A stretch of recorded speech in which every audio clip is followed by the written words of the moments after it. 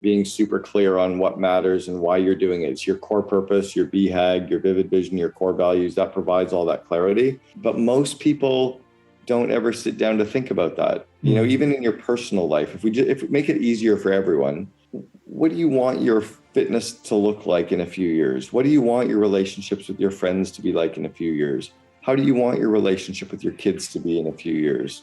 How do you, not worry about how it's going to happen yet, but how would you like it to be? How would you like the relationship with your spouse to be? How would you like to feel in the mornings? Start describing all of those things. And then that's your future state. And then where are you today? And then reverse engineer that delta, right? How do I get from where I am to where I want to go?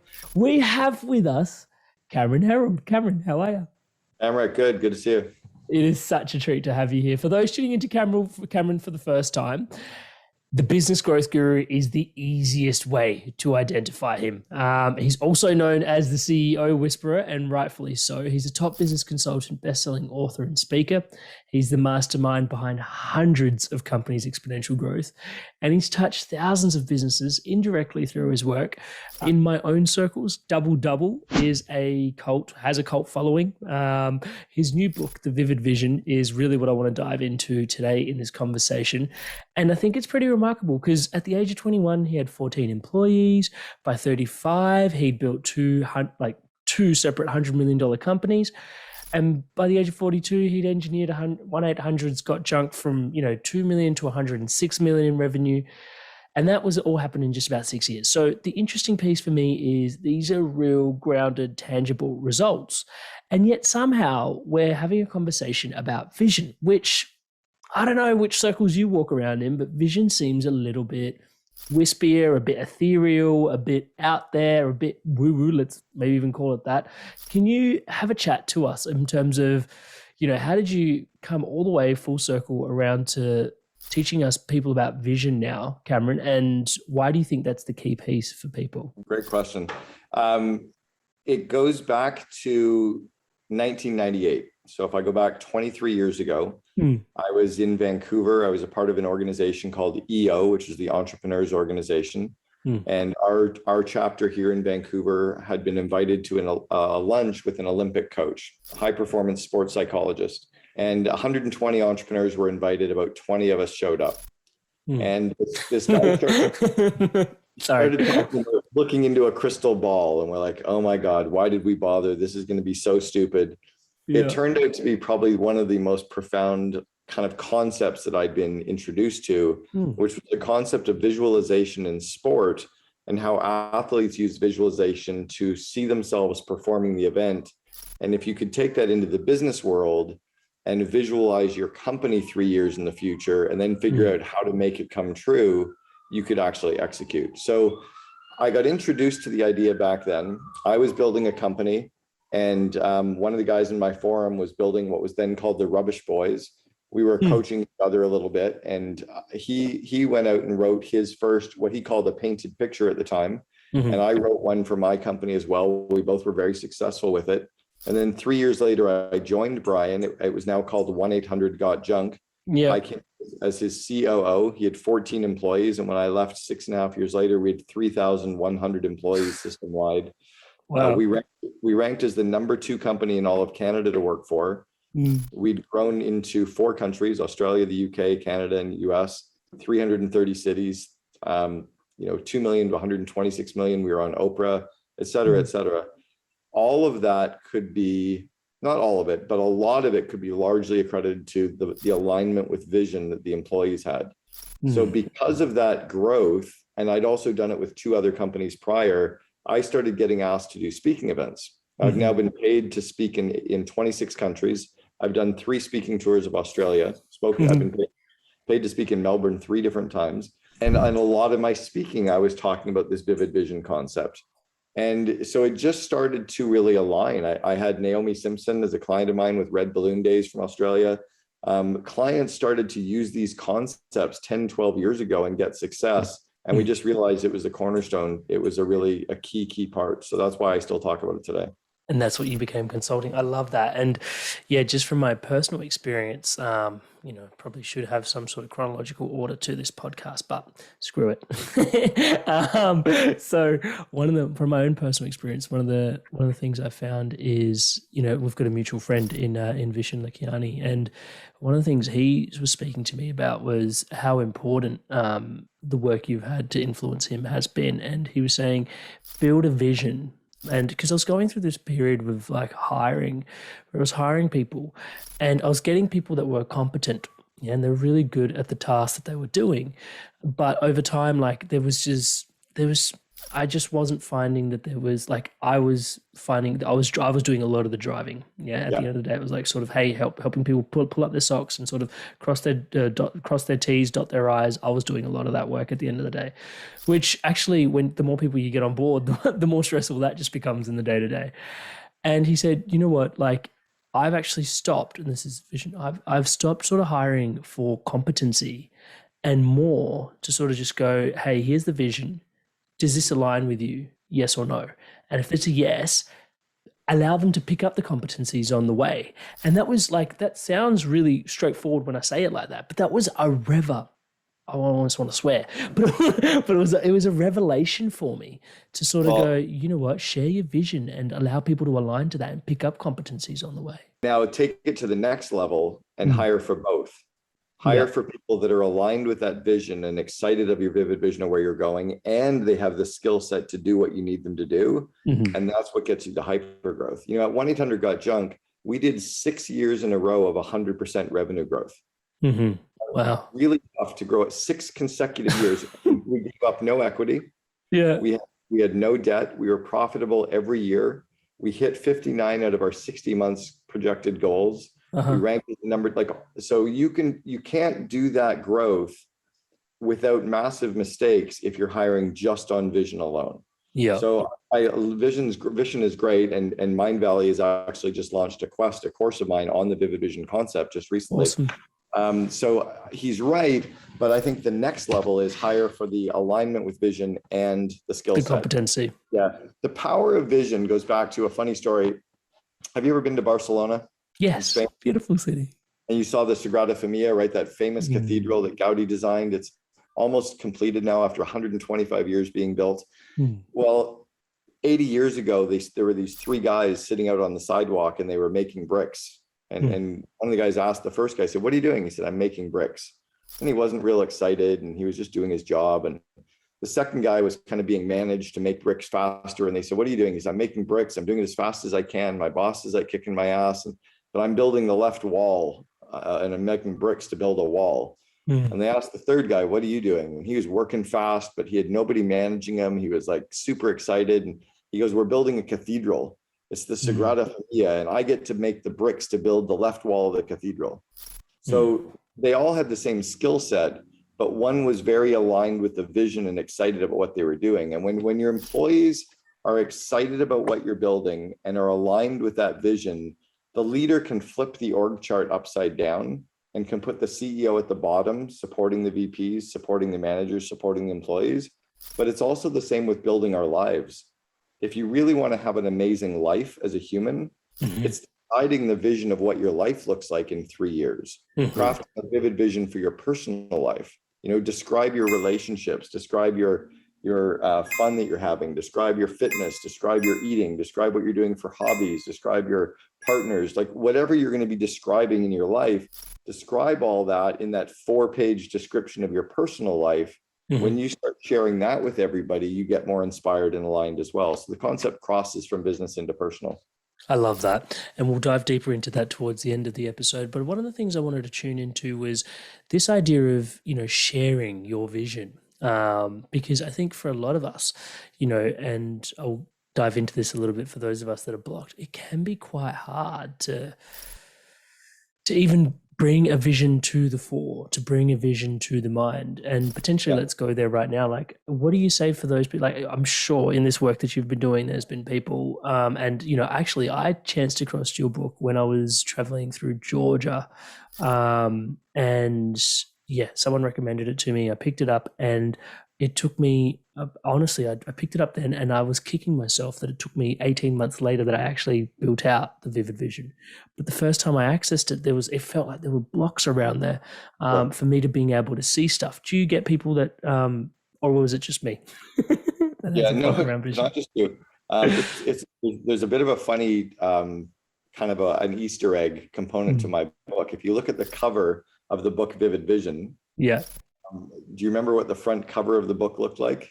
No, I had it in audio. Okay. So yeah. It's a very wispy kind of colory thing, and I'll see if I can pull it up really quick as I'm telling you. But the idea on how to craft your Vivid Vision first starts with getting out of your office. Yeah. Right. And not taking a notepad with you, not taking an iPhone with you. There's the cover of my book. What is? Yep, I remember that. Yeah. You know what the colors are? Tell me. It's actually pot smoke.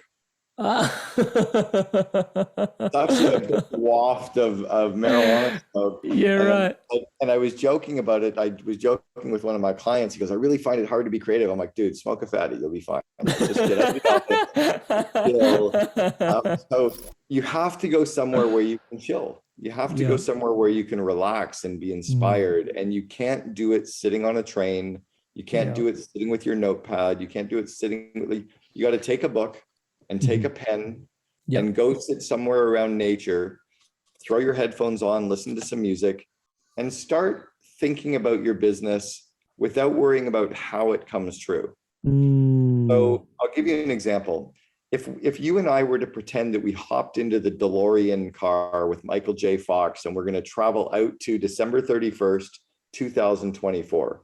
So we're time traveling to the middle of your business, Inspired Evolution, December 31st, 2024, and we're going to describe what we see. What are the customers writing about your business? What are they writing about in the reviews? How are they interacting with each other? What's happening in your community? What are your employees saying? What are your employees writing on Indeed and Glassdoor? How are your employees showing up every day? How are they engaging with each other over Slack? What's your marketing team like? What's your marketing messaging like? What's your website look and feel like? Again, don't worry about how all this is going to come true. Just dream about each section and write down 3 or 4 points about each area of your business. Talk about your leadership team and your metrics and your dashboards. So if I was building a home, like building a house, I don't know how to do electrical. I don't know how to do plumbing, but I can describe what I'd want my dream home to look like. I could describe the windows and the view and the beautiful flooring and the cabinetry. I could see the lighting and I could imagine my kids playing and my friends hanging out and parties. And I could visualize the light coming into my room in the morning. Like again, I don't know how to build the home. Entrepreneurs tend to get blocked trying to figure out, how am I going to do that? It's not your job to figure out how to grow it. It's your job to figure out what we're going to build. And when you describe it in enough clarity, then people can figure out how to make every sentence come true. So I think we more often get blocked because we start worrying about the plan to make every sentence come true, instead of just describing what it's going to look like and figuring out the plan later. Yeah. Thank you so much for that. One of the biggest takeaways I've taken away from your work is, and it's a subtle thing, but also just projecting like the date that you picked, December 31st, 2024. It's a 3-year timeline horizon. And rather than me sort of describe why 3 years, can you tell us why you choose 3 years? Yeah, people have often in the past had a 5-year plan, but 5 years too far out. It's kind of like if you lean that far out, you fall over. And 1 year, it's just not far enough. 1 year it just looks too similar to what I have now. So it's not exciting. It's not inspiring. So 3 tend to be enough, but not too much. It's not that 30-year BHAG, because then it's like so far out that there's no reason to even get started on it. So three just tended to be the number that seemed to just work with everybody. It's like in this sweet spot where you're just the right amount of inspired, but it's also grounded in just the right amount of practicality as well. Yeah. It's almost like if I was going to build my first home, would I design the best condominium tower of 80 floors ever to be built in Vancouver? No. It's too much. Like, I don't even know where to go with that, right? Yeah. But I can think about a home Yeah. Yeah. right? Yeah. Maybe Totally. maybe I could think about a triplex, Hmm. but don't lean too far out that you're outside of your comfort zone already. Cool. So, Cameron, let's have a quick chat about the home metaphor. And like, let's say I've got a vision for the living room, I've got a vision for my outdoor deck, I've got a vision for my kitchen, but I've got no idea what I want my bedrooms to look like. And that may be what my sales looks like, what my Yeah. financials looks like. Like, there are certain rooms that I've just got no idea about. And just because I was never really exposed to that sort of stuff, is it then my opportunity to sort of go away and just think about what the simplest version of that would look like? Or is it about doing some research? Is it about asking some questions of some really intelligent people? Thoughts in that space? Yeah, I just dropped something into the chat that you can look and share some of these later if you'd like, but there's some For sure. sample vivid visions from real companies that have written their vivid vision that you can read. And Yeah. when you read a few other people's vivid visions, they often inspire you to think about how you can craft yours. So that's Gotcha. one way. Beautiful. The second way, if your company is large enough, not massive, but if you've got like a reasonable budget, you hire somebody like Jennifer Houdet runs a company called Conscious Copy, and she and her team have written about 450 vivid visions for companies all over the world. Nice. She has an ability to get inside of the mind of the entrepreneur and pull out the rest of the ideas, to ask enough good questions to pull out the ideas, to inspire ideas, and then they can help craft the message and add the design elements to it. So that's something that can be really helpful. And then you can also sit, depending if you're in mastermind groups or you're part of a tribe, you sit down with other people and just ask them what they see and pull some of the creative ideas there as well. Amazing. I love that. I love that. So winding back now into the sharing piece where we sort of took off into the blocks, and then I want to just discuss the sharing piece. Why is it so important to share it? And I think I kind of know the answer to that, but potentially for the audience to tune into, like, and also the resistance piece that might be there. It's like, okay, I've finally created this like intimate vision. Like, it's something that's like, I've just started and I'm not even sure if I'm like 100% agreeing that like, oh, this is actually even possible. And it's like 3 years out, and it's like this thing, it's a bit like, a bit inspiring, bit, daunting almost in some ways. And then Cameron comes along and goes, share that with everybody. Like, man, give me a moment. So tell us a little bit about that process and why it's so important, bro. Yeah. So you've hit two parts. One is it's really, really hard to share it. And I'll speak to that first, and then I'll talk about, why it's important to do it second. Thank you. The reason it's so hard to do it is we feel like imposters. What gives me the right to dream like this? I have no idea how to do this. So how can I talk about what it's going to look like? If homeowners ever thought that way, they'd never build homes, right? Homeowners decided to dream of what their home would look like, give their dream and a budget and a timeline to a contractor, let the contractor ask them a bunch of questions so the contractor can draw the plans and the blueprints to make the vision come true. Homeowner sign off on the blueprints and you build the home. So it's the same process. You just have to trust that the process works, but it is scary. I find it's often important when you roll out the vivid vision to remind people, this is not what we look like today. This is what we look like in 3 years. Some parts of this won't happen until third year. It's like the cabinets and the flooring don't happen until the end of the construction. Some won't happen until the second year, like the electrical and the plumbing and the wiring. Some parts will happen in the first quarter, like the foundation of building, right? So reminding them that it's going to take time, but over time, every sentence will start to come true and we'll build it from the foundation up. So it's just having the confidence that that's why it feels awkward. But when people realize, when they start reading it, they're excited, your confidence will build, right? And if you realize you don't have to be the one to know how to do this, that other people are the ones that figure out the how, then you're okay with it as well. Yep. Right? I love that. Now, the first question was like, why is it important to share it? Because if you don't share it, you're not going to do it.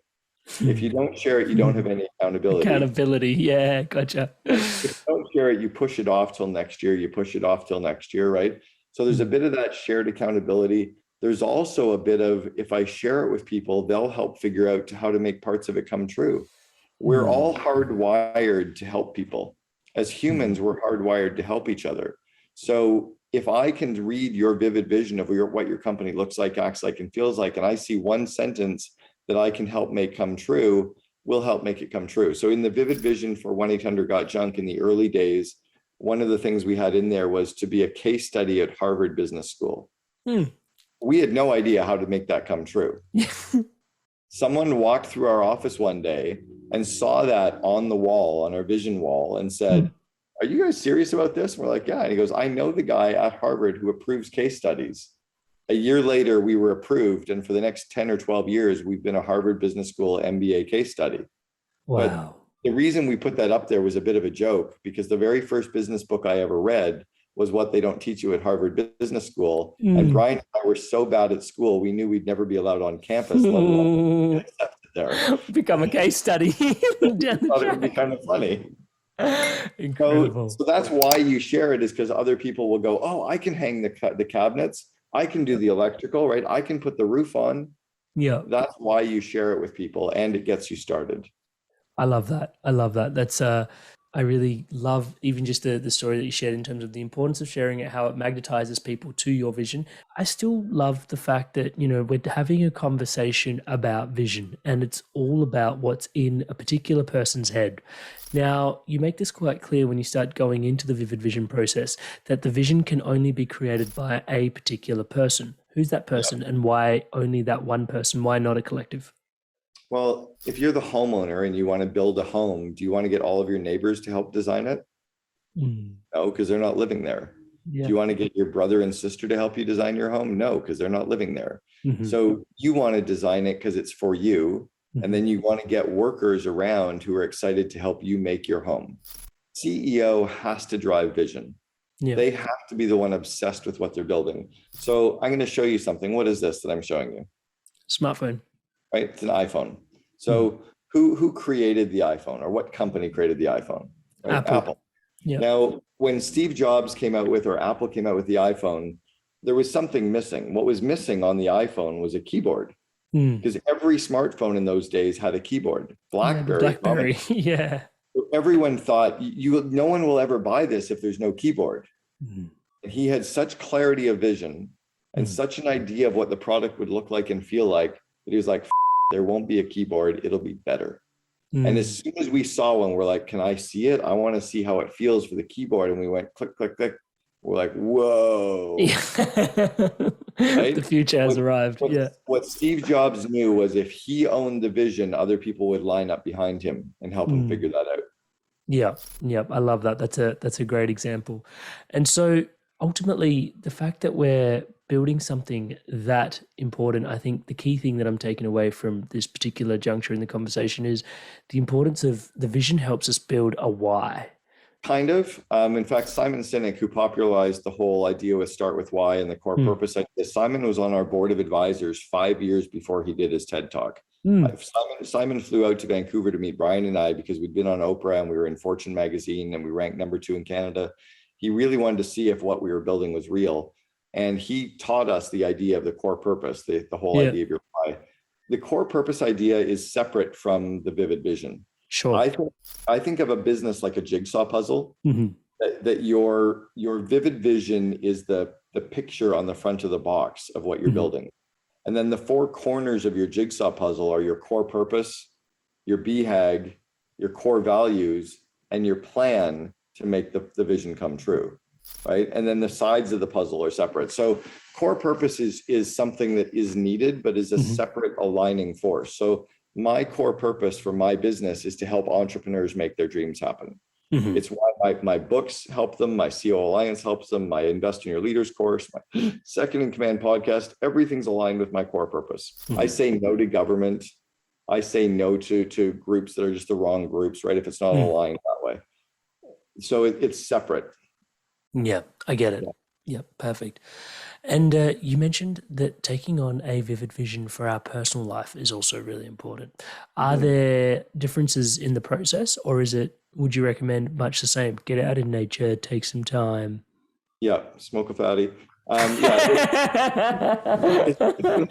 It's definitely similar. It's similar for sure. Now, I'll give you a really vivid example of a vivid vision for your family life. Let's say you're a traditional family, husband and wife, You're starting off raising a family together. Have you thought about how you're going to raise kids? Have you had that discussion? Have you talked about your family's core values? Have you talked about your family's hobbies and your family's vacations and your family's traditions? Have you talked about family meal times and family discussions and how you'll handle family conflicts?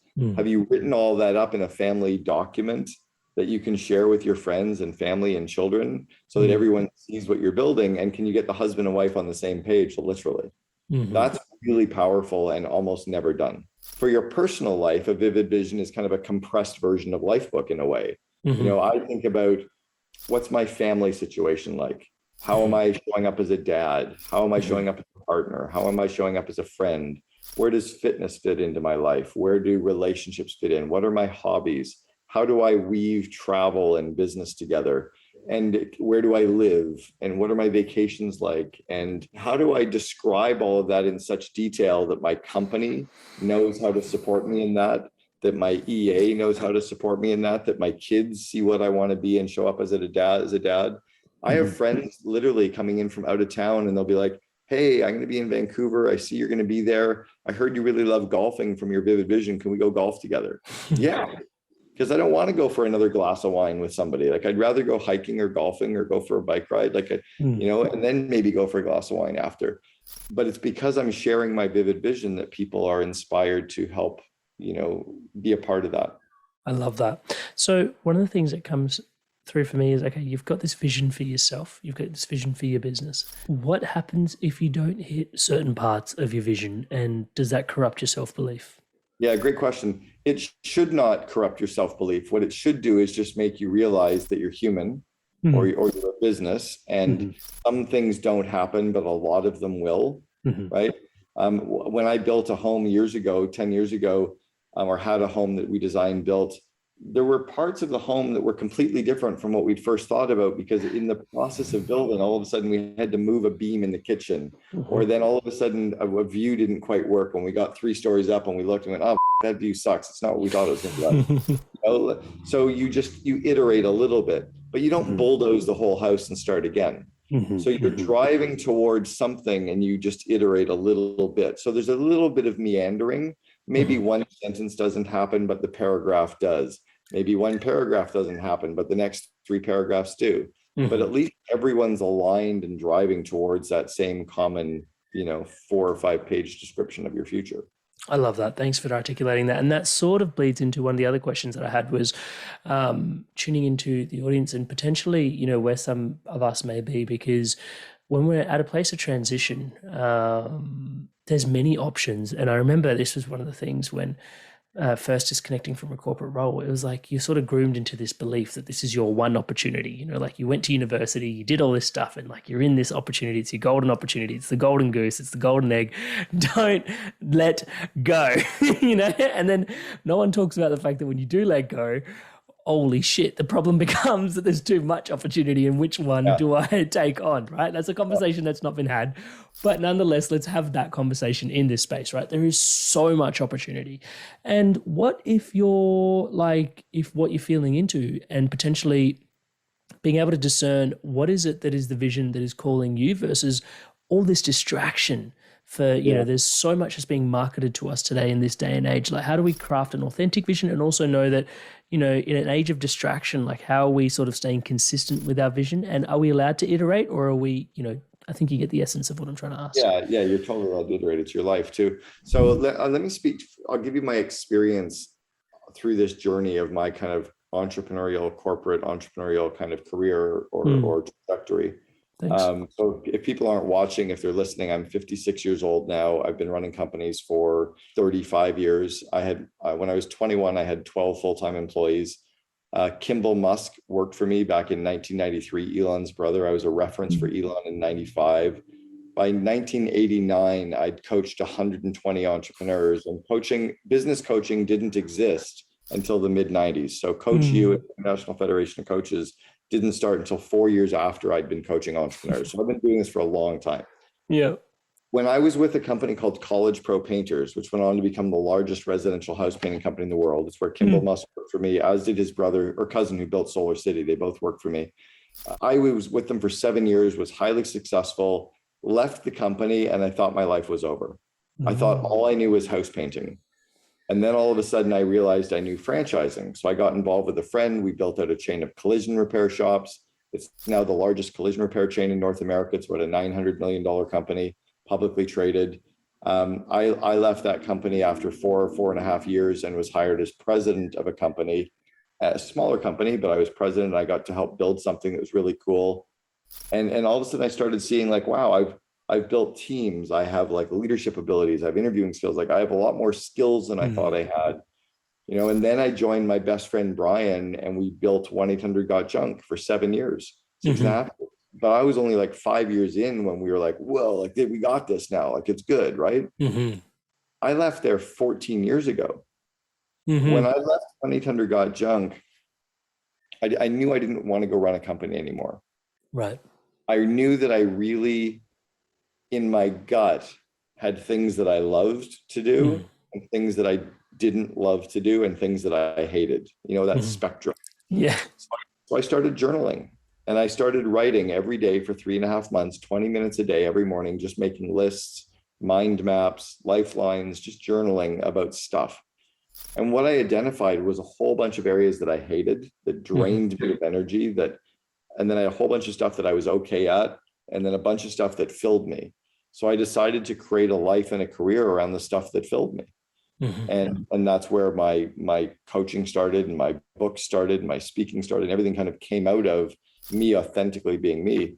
You know, right now I've had 11 full weeks vacation since January 1st. I just came back from 6 weeks in Europe. I was in Italy for 6 weeks. I didn't even count that as part of my vacation, and I only was working Monday to Wednesday. And I'm going to have 2 more weeks vacation by December 31st. I'll have had 13 weeks vacation, which is completely unusual for a North American. Yeah. No, actually, it's pretty unusual for anybody. For most people, I was just about to say, my company is accelerating, and I'm making more money than ever, and I'm doing what I love to do, right? So it's by deciding. Yeah. And I think when you decide to only work on the stuff that you love, you end up working at it harder. You end up getting more success. You end up having better energy. Yeah. So you end up getting that flywheel effect happening faster. Right? Yeah, that was going to be one of my questions. How important is it? You know, what is the secret source of, because the vision is authentically at the heart of the essence of you. Like you dreamed up your vision, and it's coming, pardon the way I articulate it, but it's coming from your heart, right? And how important is it to, like, you know, that element of you're working on what you love? I think what happened before the vision was understanding what wasn't going to be in the vision. Like I was really clear I was not going into an office again. I was really clear that I wouldn't have deliverables for my clients. I was really clear that I wanted to work with entrepreneurs and not corporate. I was really clear that I wanted to be able to travel. Like I was very clear that I wanted to make great money. Like I was really clear that I didn't want to have to work in IT. I was clear that I didn't want to have to commute. Like, and over times, as my business has grown and iterated, I'm getting even more and more clarity around the things that I don't want to do. You know, I don't work after 5 p.m. ever. I don't work on weekends ever. I say no to the wrong things. Like I said no to a speaking event the other day. It was 30,000, but they wanted me to fly to Chicago from Vancouver. I'd have to fly there, get off the 30. It's just like, it's not worth it. Right? It's better to just stay home and hang out with my kids and my girlfriend or my fiance now. And I'll make more money by being engaged and happy and having fun than by chasing a buck going somewhere else again, you know? So the vivid vision comes out of all that. Yeah, the point you just made is something that I'm slowly starting to realize on a really visceral level. And so I'm just going to go there and just riff with you for a moment. Because we've got a newborn and he's 12 weeks. So, and it's been a real blessing and just to be part of that process. And becoming a father, like there's all this, like some part of entrepreneur, and Stephen Kotler writes a lot, and he talks about the new baseline for, you know, what is baseline 2020 normal is like this. We've got 20% anxiety impregnated in the system of just like, you know, always just focus on the future, trying to like call in what the next thing is. But having a newborn and being at home, it's just like this super, like, I'm just present, you know, I'm just like super present because everything's happening in the moment when I need to change a diaper, when I need to feed. And it's like, you know, I'm just super, and I'm enjoying it. Like I'm loving it, like so many parts of this. And it's helping me realize that with the presence comes this incredible amount of clarity. The things that I was spinning in my head, spinning on, thinking that I was actually resolving things by spinning on them, actually just taking the time to just be here, focus on the things that are most important to me. A lot of that stuff either goes away or resolves itself, or something inspired it gets the space to drop in to focus on, which has been a huge revelation. And it sounded a lot like what you just said. There's an opportunity to go to Chicago, but you know what? No, actually no. Yeah, and I think it is that presence and being super clear on what matters and why you're doing it. It's your core purpose, your BHAG, your vivid vision, your core values that provides all that clarity. But most people don't ever sit down to think about that. Even in your personal life, if we make it easier for everyone, what do you want your fitness to look like in a few years? What do you want your relationships with your friends to be like in a few years? How do you want your relationship with your kids to be in a few years? How do you not worry about how it's going to happen yet, but how would you like it to be? How would you like the relationship with your spouse to be? How would you like to feel in the mornings? Start describing all of those things. And then that's your future state. And then where are you today? And then reverse engineer that delta, right? How do I get from where I am to where I want to go? But most people never do that. So they just wake up being busy and they work out like it's kind of like getting in your car in the morning and just starting to drive. Like you'll go somewhere, but where are you going? Well, I don't know. Why are you driving? I always drive. Like that doesn't make any sense. I love that metaphor. Yeah. Cameron, before I let you go, I want to tune in. There's a lot that you're doing with the Vivid Vision. There's a lot that you're doing for entrepreneurs, and my deepest gratitude for books like Double Double and Vivid Vision. But in that space, what does an inspired evolution look like to you? What is your vision for, hey, does everybody on the planet have a vision for themselves so they've got that GPS clarity in terms of, I'm not just hopping in a car and just driving around and knocking around with people on the streets. I actually know exactly where I'm going. What is an inspired evolution to you? Yeah, well, so my BHAG is to replace vision statements with vivid visions worldwide. So because vision statements don't work. That one sentence statement where you mashed up a few keywords and you got one sentence, go team, that doesn't do anything. So that's why I was so happy to partner with Mind Valley on the quest. That's why I'm happy to partner with Jennifer Houdet on her writing all these vivid visions. That's why I talked about it in my Invest in Your Leaders course. I wrote the book with Scribe on vivid vision. Like I'm really pushing this concept out globally.